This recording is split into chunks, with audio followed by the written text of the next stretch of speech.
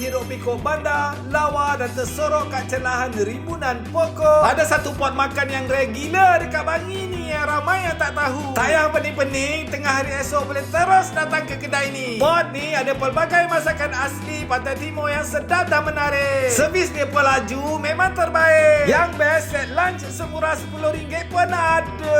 Colek-colek dia memang popular kat sini. Tapi personally, abang suka daging batang pinang bakar dia.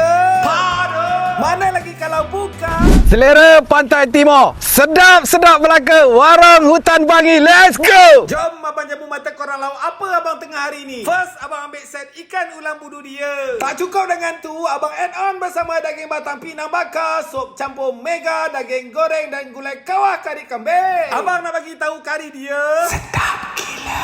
Sup mega dia penuh dengan isi ayam, daging perut, berbola daging. Confirm korang puas hati dan ini juga antara best seller dia. Boleh dikatakan semua lauk-lauk dia sedap-sedap belaka. Memang kenalah dengan cita rasa tekak kami sekeluarga. Teh ais hutan dan air lain boleh tahan sedap juga. ABC pun ada.